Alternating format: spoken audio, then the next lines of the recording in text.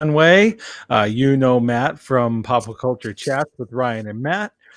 He also has done some writing, both for Reminder Publishing, talking about some entertainment and movies and such, and some other places as well. But you know him best from his appearances here on this podcast, and do a good. Oh, hold on just a second. I have a little bit of a sound issue here. Sorry about that. Okay, sorry about that. And yeah, so Matt, I'll give you a quick second to reintroduce yourself to those who have listened and introduce yourself to those who may be new. Well, it's an absolute slam dunk to be here on this episode. Chris Mazza, when he's up to the plate, it's always a hole in one. He just has a knack for having that touchdown when he has those great episodes.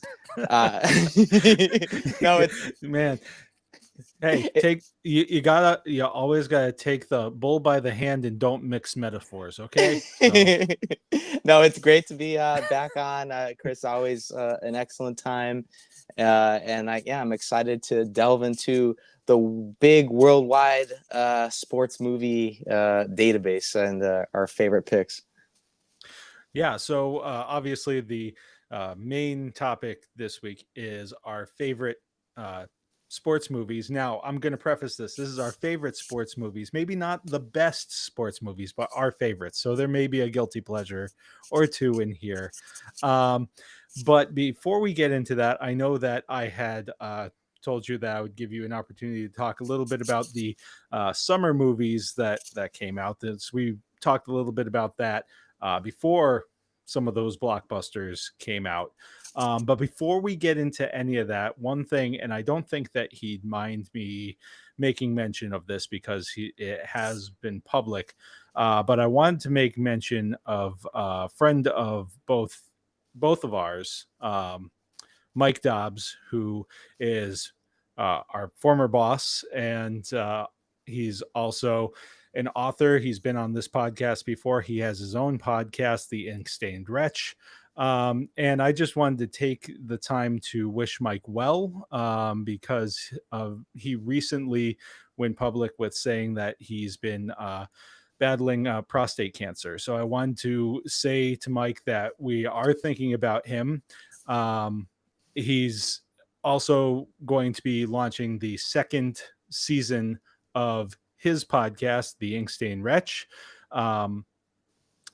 shortly. And he did say that this is something that he's going to be talking about.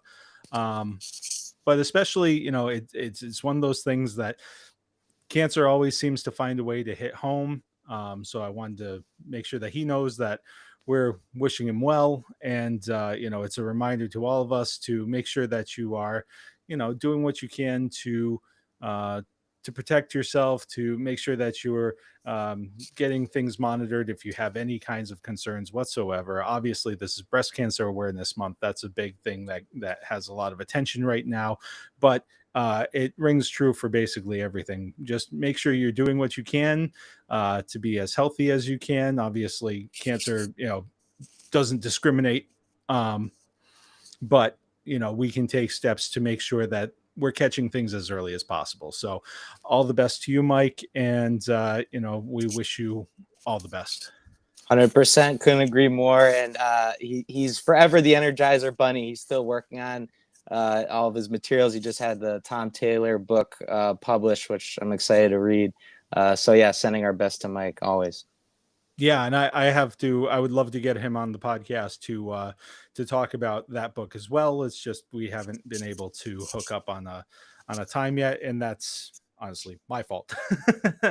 But okay, so with that aside, we'll get on to I thought that it would be a good time for us to take a step back and look at some of those summer movies that you said that you were excited about the last time that we spoke. We were just getting into that summer movie season at that point. So did the ones you were looking forward to, did they live up to the hype for you? And where were the ones that you thought were successes? And were there any letdowns? Yeah, it's an interesting mix. I would say it was mostly a good summer, and it's been an interesting decade because obviously we had the pandemic, which affected movies, and we had the actor strike, which affected movies as well. So the last couple summers really haven't had that, onslaught of blockbuster experiences. This summer really brought that. As far as movies that met my expectations, I would say this movie even succeeded my expectations, and they were pretty lofty. That would be the Superman movie. James Gunn absolutely hit the ball out of the park. As someone who loves comic books, it was one of the first superhero movies that it felt like I was reading a comic book. I felt like the characters were flying off the page. Just the assortment of tones and characters and ideas this movie brings to the table. It's a lot to spin, but James Gunn, he's an expert craftsman, visually very bold, has a wicked big heart, and I think really captures the wistful good virtue of Superman, and in a way that feels very timely. And I think the movie was fearless in a way with some of its ruminations and some of its thematic ambitions. So I give it a lot of credit for that as well. If I had to go to the other side, the disappointments, staying with the superheroes, Fantastic Four, man. I was so excited for this. I thought the cast looked great. Got Pedro, got Joseph Quinn, Vanessa Kirby. It felt very safe. It felt like Marvel felt this internal pressure of we need to make a hit. We need to make something that everyone likes. And because of that, they just played it very down the road. The characters were kind of lifeless to me. It didn't capture the kind of family dynamic that's really good in the comics because they're not this picturesque family. There's kind of this dysfunction there. There's always this kind of infighting.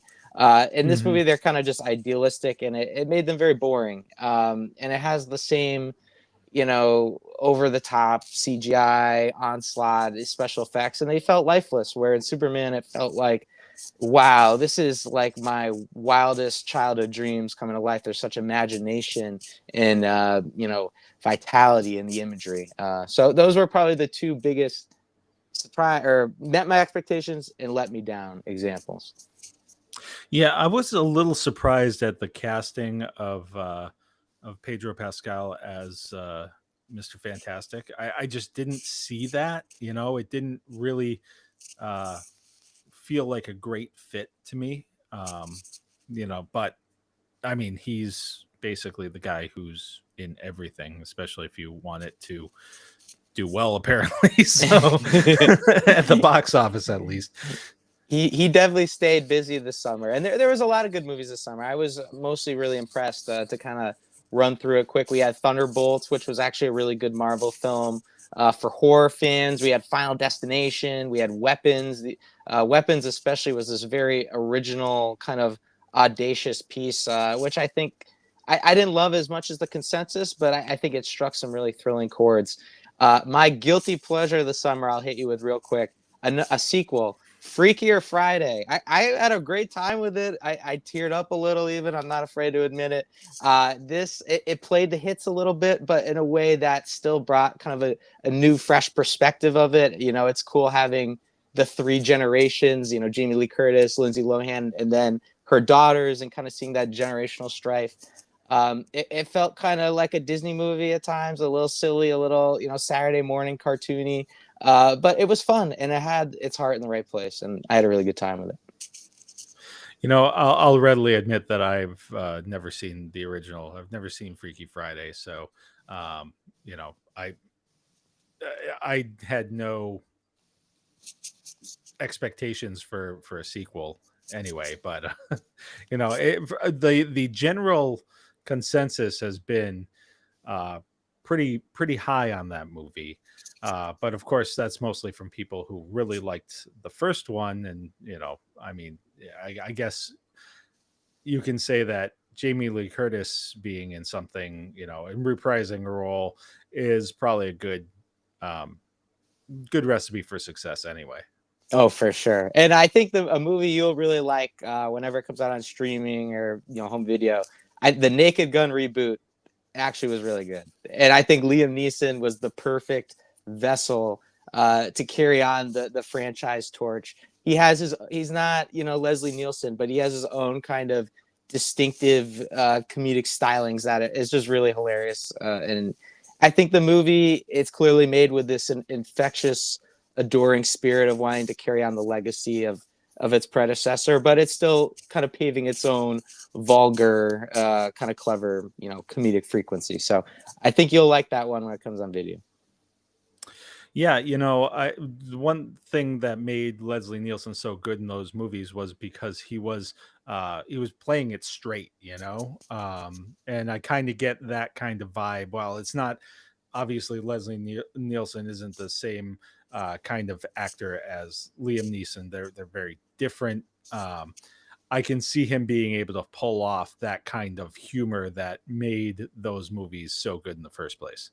Yeah, and you and I have joked more than anyone about how Liam Neeson in the last couple of years is just turning out movies left and right. I mean, it's like pocket change at this point. Oh, a new movie here, a new movie there. So there is a great kind of, joke of him, making fun of kind of the action movies that he's kind of recently adorned. So there is kind of this meditative element to the movie that I thought was actually really enjoyable too. All right. So, we are going to get into our main topic, which is, of course, our favorite sports movies. I'm going to start off by letting everybody know kind of the format here. We have picked our top 5 favorite sports movies.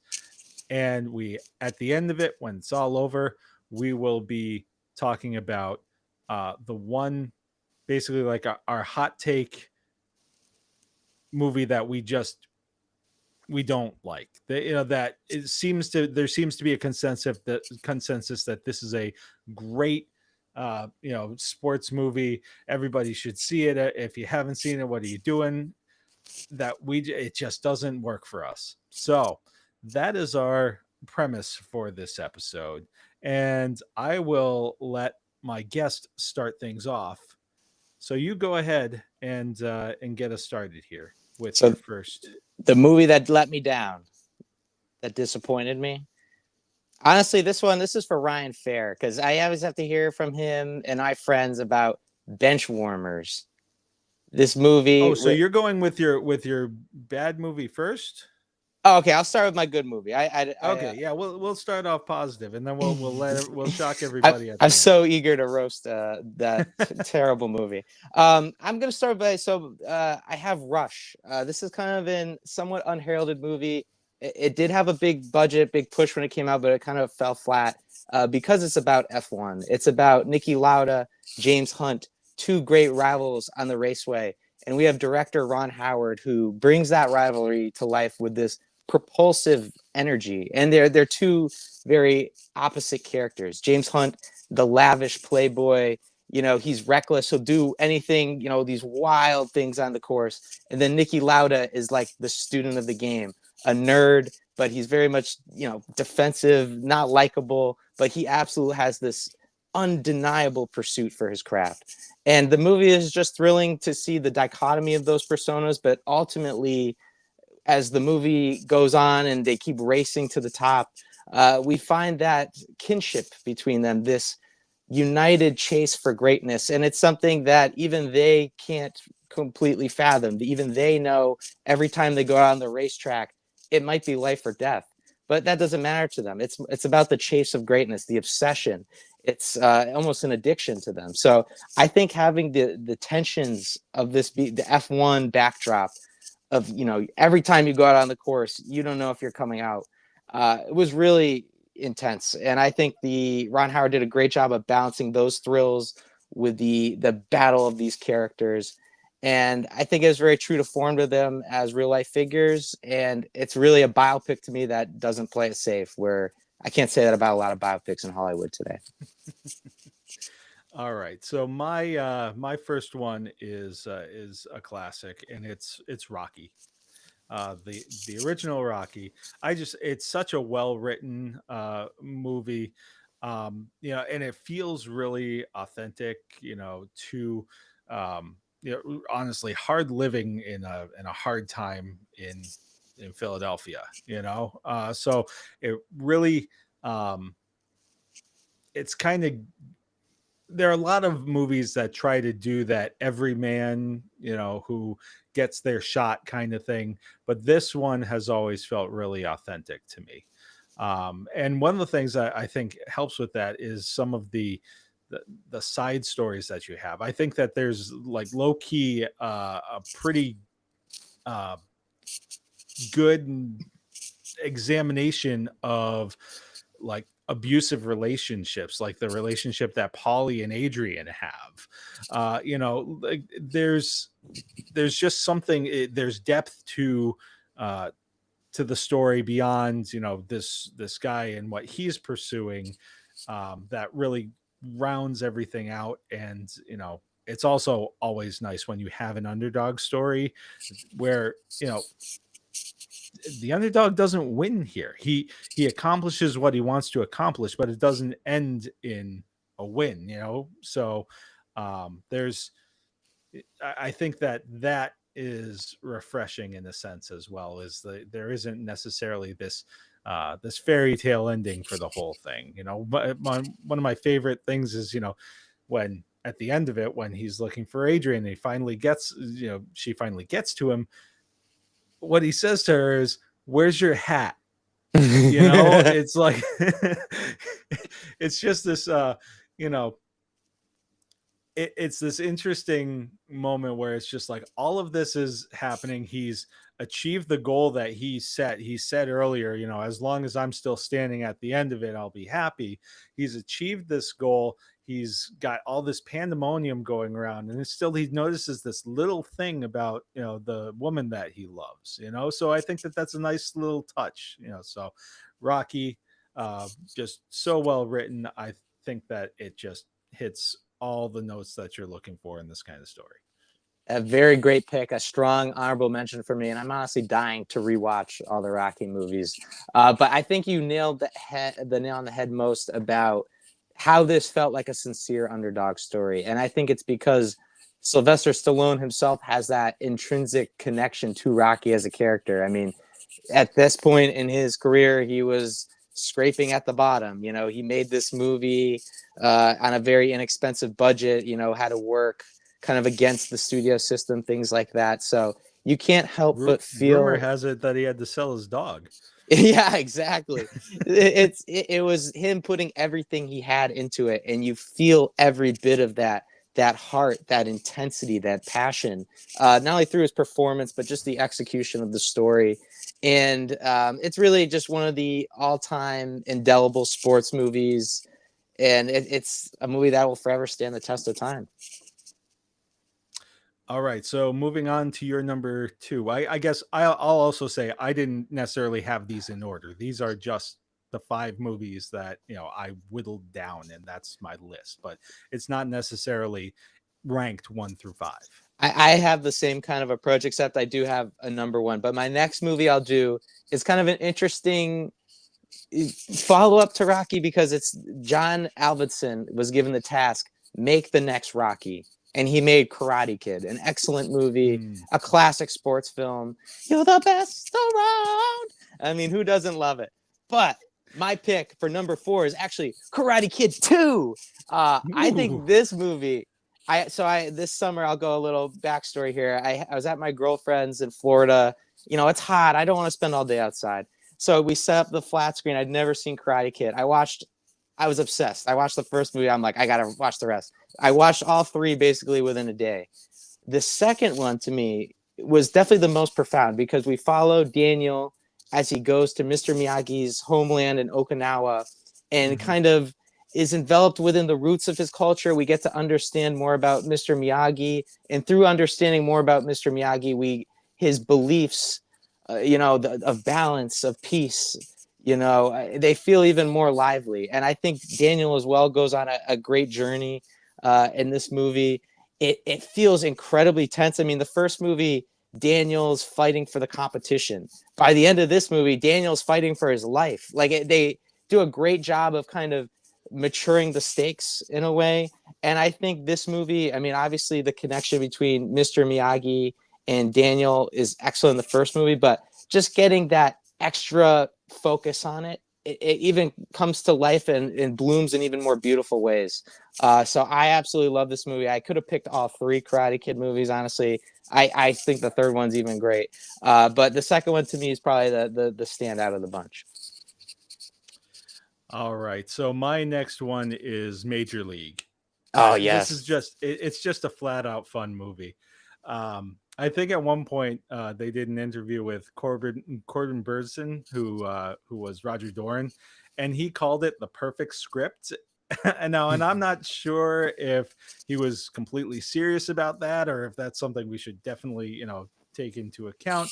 But it has a lot of really interesting characters. There's such a potpourri of different personalities and backgrounds, and they scrambled them together in such a way that you have believable relationships and storylines where these characters are interconnected. And your villain in the movie has a motive that is um, a little bit original, but still clear and easily digestible. It wasn't anything that you really had to spend too much time kind of being like, okay, what are we getting at here? Um, so yeah, it's a fun movie. The storylines really interconnect really well. This is a movie that does have the fairy tale ending, which fits well for for a comedy. Um, and I'm really glad they didn't ruin it with the alternative ending. Now, are you familiar with that? No, honestly, I'm not too familiar with it. Okay, so the alternative ending, the manager, after he's told um, about the plan to move the team, and that's why this team was assembled by the GM. He goes and confronts the owner and tells and basically tenders his resignation and says, "I'm not going to do it." And in the alternate version, she explains to him that this has all been part of her plan, that she had studied each and every one of those players and knew that he as the manager would be able to get the best out of them. And so she this was all a motivational tool, with her being the bad guy, something for them to rally around. And I'm so glad that they scrapped that storyline, because it would have just ruined like It what's makes such a no great movie. it makes no sense, and it makes her out to be like the maestro of MLB scouts. I mean, Right. you should have her just draft every baseball team known to man. I mean, they'd win 162 games every year. So that's hilarious. I'm glad you told me that, because it's such a weird way You to should think look about it the up. movie. You can probably find like the alternative ending like on YouTube or something. It's floating around. Like I've actually seen it, and it's just like, Glad they what? cut that one. Yeah. I'm sorry, what? That's an absolutely excellent pick, though, and I think it's one of the great sports movies to capture what a melting pot a team can be. You have these just such quirky cast of characters, kind of outcasts, recluses in their own ways, but their dynamic melds beautifully, and it just there's so many laughs. I mean, there's so many memorable moments. So I absolutely love the pick. And it is that they take some of these characters and like their backgrounds and their personalities, and they like push it to the brink of believability, but it works because it's a comedy. Like there is absolutely no way that a guy who can't hit a curveball would ever be anywhere close to a major league diamond, but it works in the context of what we're watching. 100%. I mean, it's the type of comedy today. It's like audiences are dying to see that kind of movie. Like that's the type of movie, if it came out today, it would absolutely be gangbusters, because that's what we just need. We need good comedies. Talking about these movies is making me sad that we don't get great comedies anymore or great sports movies anymore. It seems both genres have disappeared, but Major League really, I think, carries the torch well, and it's definitely one of the best movies of the '90s for sure. Well, I think that one of the things that a lot of sports movies these days leave out is that sports are supposed to be fun, and I think that that's a real shortcoming with a lot of these movies, is they're trying to take themselves too seriously. I definitely can Honestly, see I that. would love to see a world where like where draft day is a comedy. Like it could so easily be a comedy. It is in its own way. I mean, trading 3 second round picks for the 6th pick in the draft or whatever, that was pretty comedic to me. Trading 3 round picks to draft a running back with the 6th pick. Criminal should be fired on the spot. You can't forget the Schefter reference. uh, What I'm a guessing this one didn't make either of our lists.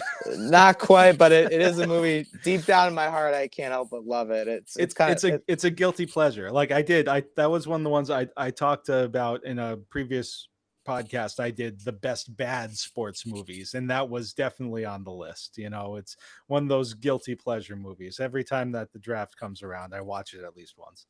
100%. My next movie, I'm also going the comedy realm. I'm revving it up to 100. Talladega Nights, The Ballad of Ricky Bobby.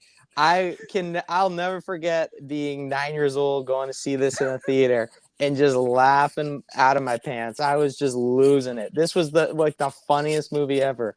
And honestly, it's still hilarious. I think Will Ferrell, this was when he was his absolute apex as a comedic actor. I mean, fresh off Anchorman, he still had Step Brothers to come. He still had other sports movies like Semi-Pro, Blades of Glory. But this movie, to me, it's absolutely dynamite. The cast across the board, John C. Reilly as his sidekick, Cal Naughton Jr., who becomes the Magic Man.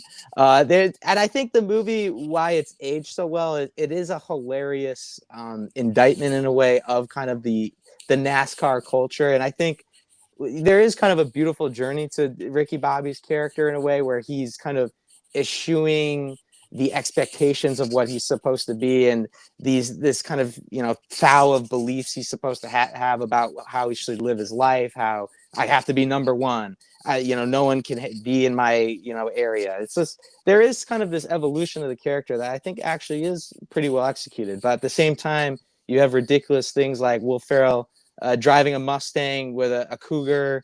You have him running on the course screaming, help me Tom Cruise, help me Oprah.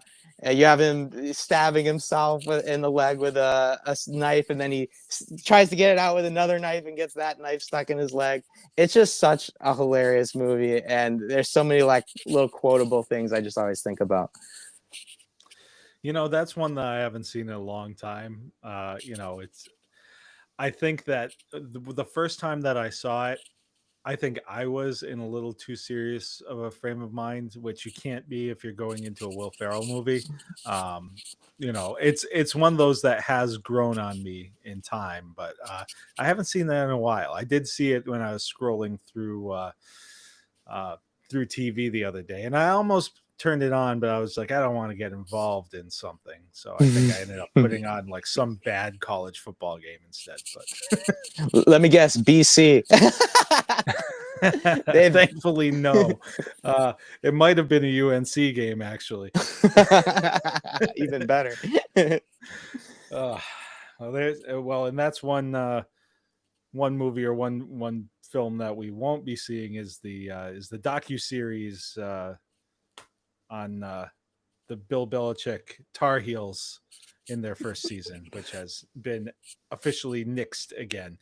It was nixed and then came back and then is now dead again. So that might have given Ricky Bobby a run for its money. I can't lie. Yeah, maybe, but at the same time, I don't find elder abuse to be that entertaining. So I feel like we're heading that way. We're teetering on that edge. We're walking that line for sure. All right, so my next one is Miracle. Nice. Now, authenticity of gameplay is something that's really important to me in sports movies.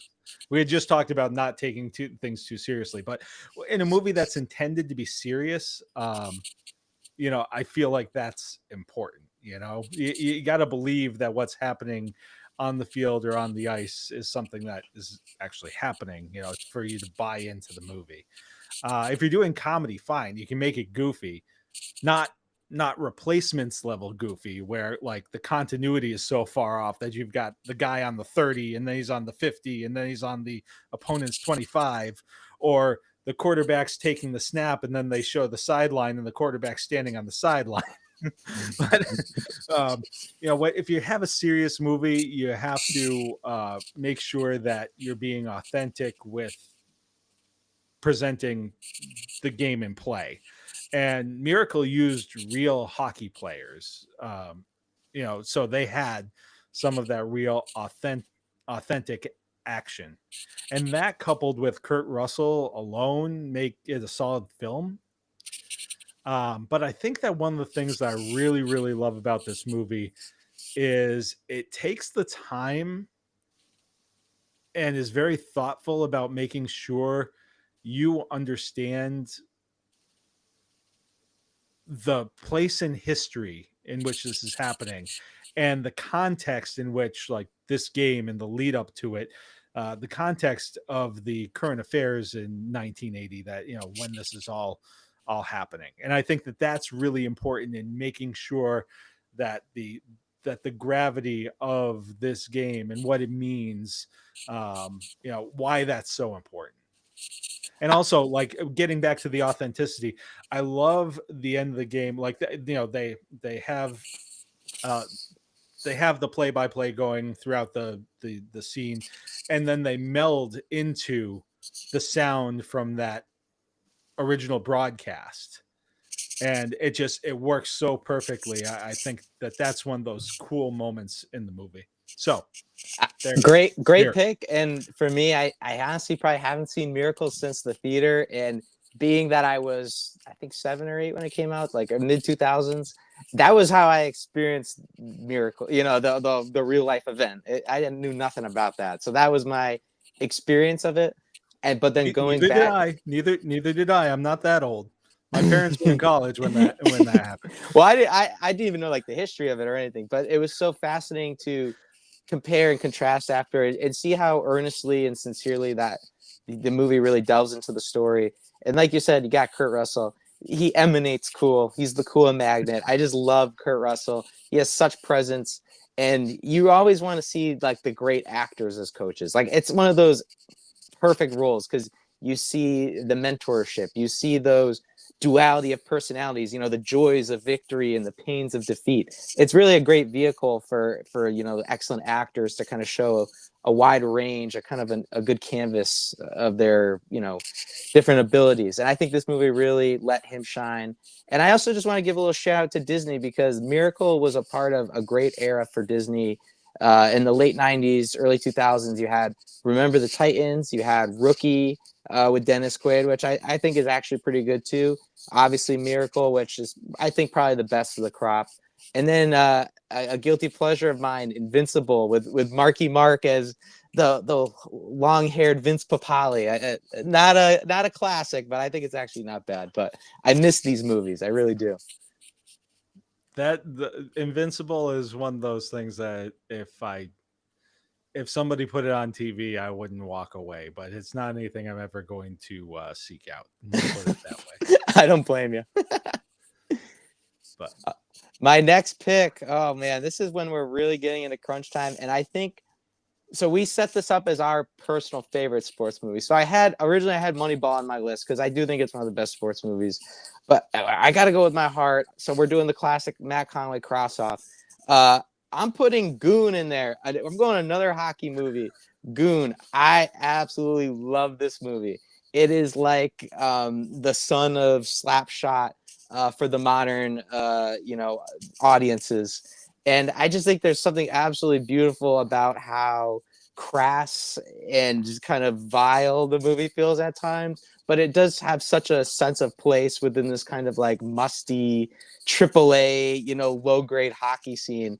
I absolutely love the premise of this. It's, for those who don't know, Sean William Scott plays a character who's a goon on a hockey team. Basically, their job is to be the enforcer. They're not really good with the stick or good at doing anything else other than getting in there and beating someone up. And Sean William Scott, he plays this very like earnest, likable guy. He's very lovable, but once he gets on the ice, he turns into the Terminator. He just goes to town. But it's such a funny movie because I think there's not enough movies in the modern age that really bring hockey to life in that realm. It's such a visually vivid movie. There is some of the most intense sports actions I've seen in my life. I mean, there's a part where Sean William Scott's blocking the goal with his face and it's a puck, and it's not for the faint of heart. I'll warn you there. But if you like kind of a low down comedy, with some kind of verbose, big, strikes of gory action and kind of vulgar humor, I think this is for you. So I am also for my next one going with another hockey movie, and for me it's Mystery Alaska. Ooh, I need to Have you ever see this seen? one. Okay, so Mystery Alaska is I'll give you a quick breakdown of the premise. There's this. It's a fictional town in Alaska where they have a tradition of every weekend there's a pond hockey game, and these guys, because of where they are, and basically they skate all the time, they're some of the best skaters uh, in the world. And one of the natives of the town leaves the town, and he's a journalist. He ends up writing a story on the town that gets published in Sports Illustrated. And in the story, he says that the players for Mystery Alaska could compete uh, on skating ability alone with any team in the National Hockey League. And so this launches a huge publicity thing where the NHL decides, hey, we're going to send a hockey team to go play a pond hockey game against these guys. And so basically, this whole thing is a ramp up to the New York Rangers visiting this small town in rural Alaska, and everything that's going on with that. And what I love about this movie is the hockey is actually more of like a vehicle for you to get to know everybody in this town, because the team is made up of like the best shooter is the town's grocer, and the fastest one on the ice is like a high school kid. And so that there's all of these different elements and they're all tied together. One of the players who's on the team is having an affair with the wife of the mayor, and there are Cool. all these storylines that are interconnected, and there's these interesting characters.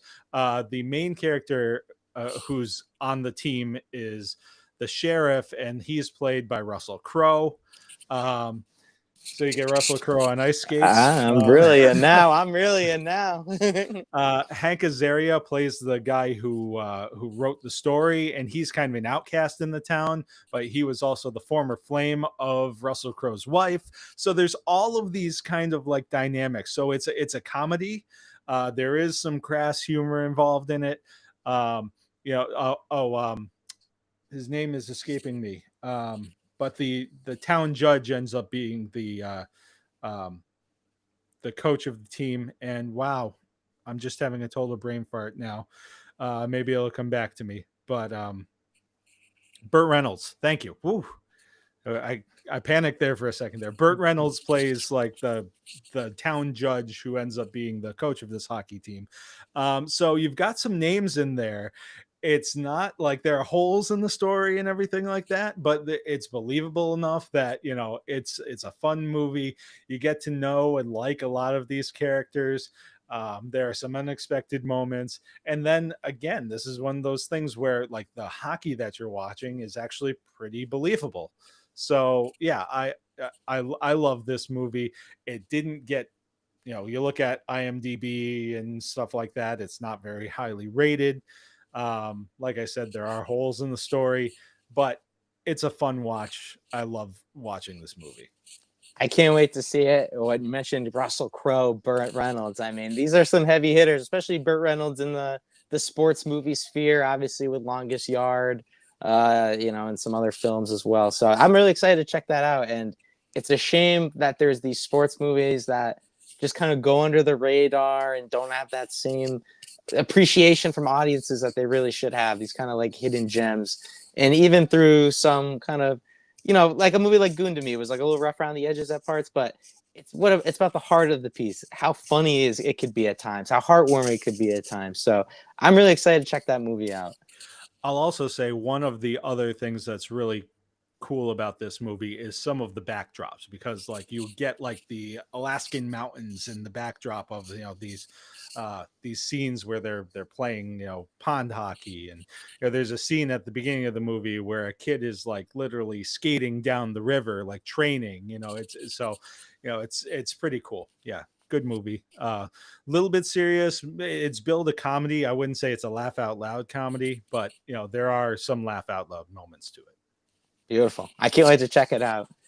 My number one movie. Now, this isn't just my favorite sports movie. This is one of my favorite movies of all time. If I was on an island with only 5 movies I could pick, this would probably be one of them. Any Given Sunday. Oh my God, do I love this movie. I watch this movie like once every 2-3 months. I own it literally on DVD, on Blu-ray, on streaming. Any way I can watch the movie. You'd impress me if you said that you had it on VHS. I might need to go through the backlogs here. Maybe we could scrounge up a copy, but there's so much I love about the movie.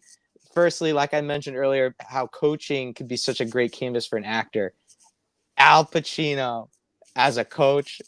Oh my, chef's kiss. Oh my God, was it perfect? Because this guy, all he's known in his life is acting, Shakespeare. So I remember reading stories about how he met real coaches like Bill Parcells and things like that, and really studied them and kind of learned that approach. And then when you see him in this movie, him, shouting plays, call the running back draw, and in that classic kind of Pacino bravado, it is absolutely incredible. It feels like he should be on the sideline this Sunday, leading the Miami Sharks to victory. He's just, and I can't forget, I mean, he has so many funny parts, so many intense parts, but he has one of the greatest sports speeches ever. This 6-minute speech, and he did this with so many big actors around him, and it was apparently a one-take scene that he just absolutely crushed. But you got Jamie Foxx as the young hot start quarterback. It was his first big dramatic role. Who's excellent. You got Dennis Quaid as Cap Rooney, the washed up vet who's trying to live out his last glory days. And then Oliver Stone, the director, makes these really genius decisions to bring actual athletes into the picture. Lawrence Taylor plays a linebacker. His nickname's the Shark. He is deranged. He is demonic, in a way as you would expect from Lawrence Taylor. But there's something so real and like heartbreaking about this guy. He's at the edge of his rope. He's been injured so many times. He's had so many concussions where he could be paralyzed, and he's still chasing the tackles, get that last dollar. And that's why I think I love the movie most, because it was really one of the first movies to put the NFL and football under a microscope and really look at these tangible issues within the league, not only with health and safety, with concussions, things like that, with the media as well, the way Jamie Foxx's character becomes this lightning rod, kind of similar to what we've seen with quarterbacks like Donovan McNabb or Lamar Jackson over the years, how they've been treated by the media. It's such a propulsive, bold movie. It's such a big swing behind the plate, and it's one of the most prescient movies of all time, because it came out in 1999, but there's so much of it that feels so true to today, and that's why I feel like I always find myself revisiting it. Yeah, no, great movie. I would say that that's an honorable mention for me. I think it didn't do it as successfully, but it was kind of like the springboard to. There was a series. It only lasted a season, called Playmakers. Yes, and I love that too. And I think that was kind of like the springboard. The springboard for that series was this movie. It was like, okay, maybe this is something that we can look at a little bit more. So it did things that, like you said, movies hadn't really explored seriously, as real issues, really in all sports, but for football, it seems at times they are more under the microscope these days. But yeah, great pick, great pick. I just need to mention really quickly one of the funniest parts of the movie. John C. McGinley, Dr. Cox from Scrubs, plays basically Jim Rome. And it is one of the funniest little like bits parts of the movie, because anytime like if the team's winning, he's like, the quarterback is a warrior poet, and you see him in like the press box doing this or that. But when they lose, he's like, Tony DiMaggio needs to be fired. And then you have this kind of like outside perspective kind of reflecting on everything in the movie. It's absolutely hilarious. So I had to give a shout out to a Scrubs favorite. All right, I'm down to my last one here as well, and it's Bull Durham. Ooh, that's another one I need to see. You haven't? Oh man, you can be romantic about baseball, but leave it to Susan Sarandon to make baseball sexy. Oh, okay. And I don't mean that in a dirty way, I just mean this movie is just, it's different from so many other sports movies, especially baseball movies that tend to take themselves seriously. There's, you haven't seen the movie, so this is a little bit lost on you, but there are these three characters. It's Susan Sarandon, Tim Robbins, and Kevin Costner. And the three of them, there are simultaneous symbiotic relationships and conflict, like with all three of them, with Tim Robbins and Susan Sarandon, with Susan Sarandon and Kevin Costner, and with Kevin Costner and Tim Robbins. Kevin Costner is playing the veteran catcher who's trying to mature a new hotshot pitcher who this tells you how long ago this movie was. The big club has invested $100,000 in. Oh wow. So and Susan Sarandon plays this, she's this baseball encyclopedia, who's also this sultry character who every year basically chooses a player from the local team, to that person's going to be her partner, and she's going to instill all kinds of wisdom, while some of that wisdom between the sheaths, some of it between the ears. And so there's this interesting dynamic, because on top of everything else, the final two, and she's deciding, it's between Kevin Costner, Crash Davis, and Nuke Lelouch, who's played by Tim Robbins. And so like there are all these interesting dynamics. It's a comedy, but again, it's not like a laugh out loud comedy. It's a really smart comedy. I guess you could call it a romantic comedy, but the romance, there's almost as much romance towards baseball as there is, otherwise. I would say the only downside to this movie is trying to watch Tim Robbins throw. And try like that's the one thing, is just like trying to watch him try to pull off being a hard throwing pitcher when like he looks like Megan when she was 3 years old throwing a baseball. It's just like that's the one part of it that's a little hard to and they kind of actually, I think that they may have built this in because he wasn't very good at it. They actually, as part of the movie, have him kind of adopt Fernando Valenzuela's wind up, which was a little unorthodox anyway.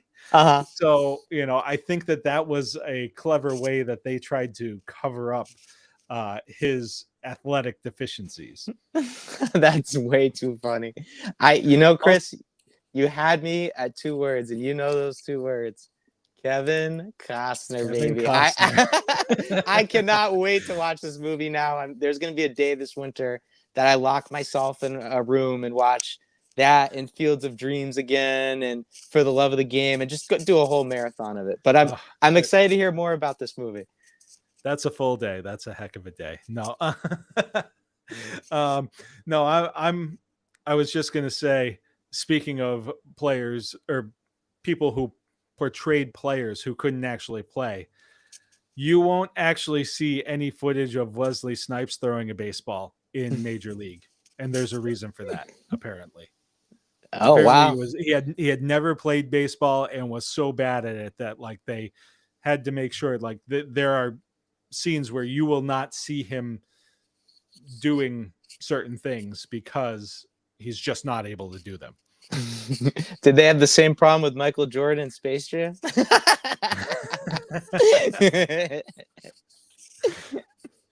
All right, so you had you almost prematurely got this out of the way, but we're holding on to the end. What's your hot take movie that everybody's on board with that you are just like, sorry man, that's just not for me? Well, I'll say this: the critics at least are with me on this one, but I can't go anywhere without hearing Benchwarmers. Benchwarmers. This is a great movie. This movie stinks. All right.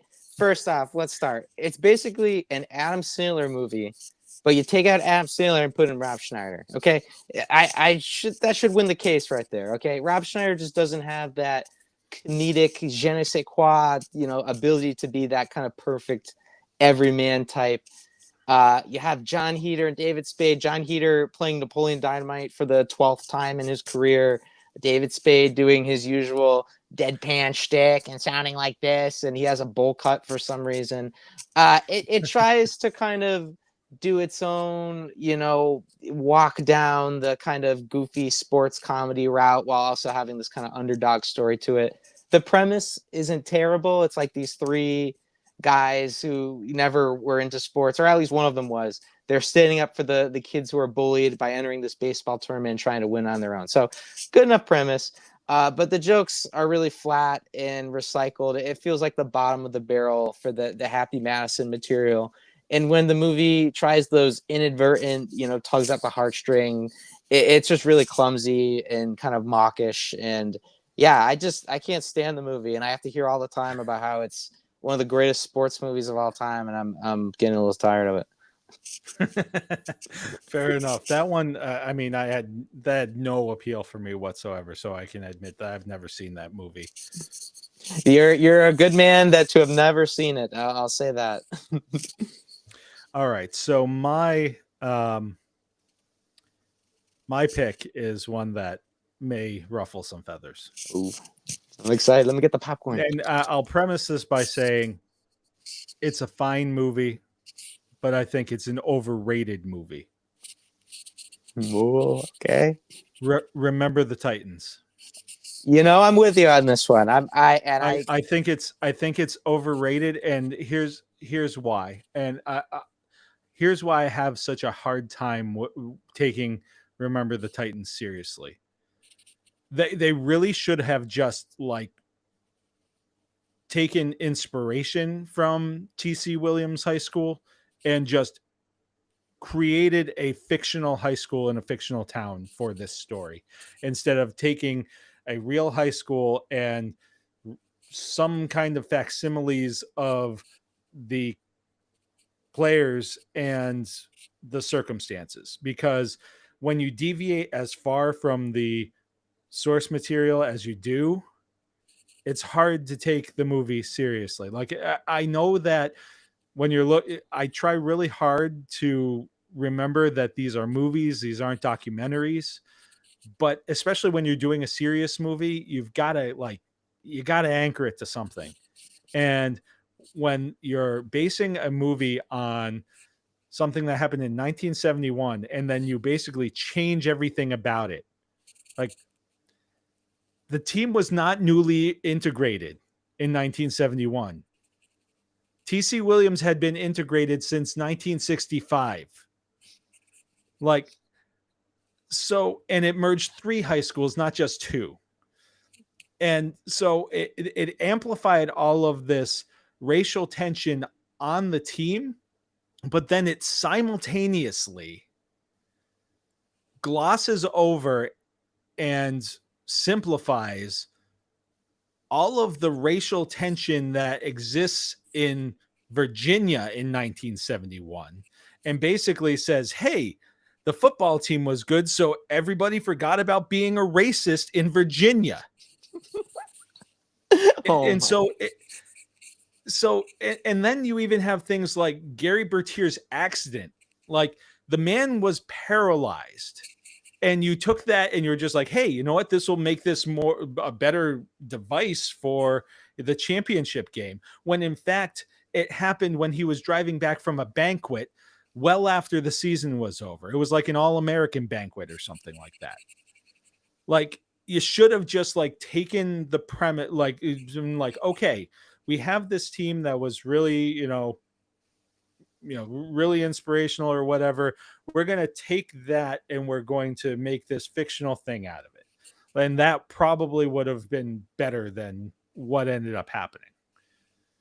A That's hundred, it. So 100% agreed. That was a 12 out of 10 rant.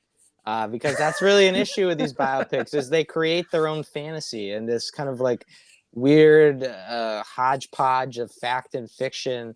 And when the subject matter is as serious as this is, it just kind of feels a little degrading to the reality of things and the facts of things.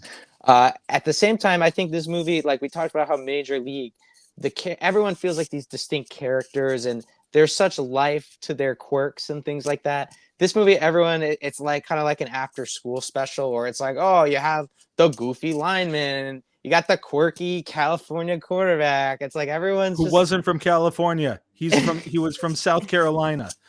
oh wow, they were really fibbing. they went Jeez. they went off the map with so much of it. Like they should have just made up a fake town. Like honestly, And sorry. and Ryan Gosling was Darrell Revis in high school. I can't believe they made him to be a bad cornerback. Well, time out. PD replaced him at linebacker, Oh not yeah, at cornerback. that's true. That's true. But I think it's a movie. I think fine is definitely my like definition of it. It's an okay movie, and that's literally only because Denzel. Like Denzel is really great in it. He does have those like awesome coach speech moments, like when they go to Gettysburg, and it's just the mist and everything. Like it's a movie worth watching almost just for Denzel. I like the guy who plays his assistant coach too. His name's escaping me right now. But Yeah. I like their dynamic throughout the movie. But yeah, they're very much stuck in a standard issue after school special sports movie that kind of tries to honor a real story, but by twisting it kind of makes a farce of it at times. So Yeah. yeah, it's definitely overrated. No, it's fun. It is, but it's just like the fun parts are fun, and then the rest of it is just like kind of like you're either it's a little too cliche or campy, or it's just like that is not at all the way that went, or that like I'm sorry, the TC Williams football team did not cure racism in Virginia. Like, and also the like the whole premise about them being the only integrated team also wasn't true. Like none of it was true. Like, just like you have to anchor it in some kind of reality.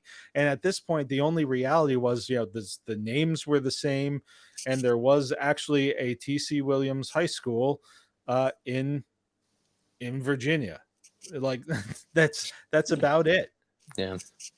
So Yeah, it's crazy the legacy it's had. Like that's a movie growing up. I probably watched that in school like 3 times. And it felt like it's such a school movie like every time I watch it back now because it is so like it paints the racial dynamics in a very simplistic black and white, canvas. It's like there's the evil, nefarious racists and there's the good spirited people, who want to bring everyone together. It's like people only exist in these two planes, and everything about it is just so far fetched and fantastical in that way.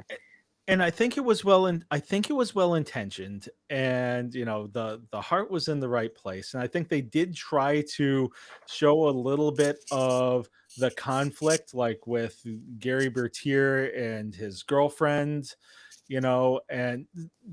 but it just, I think very after school special is a very good way to put it.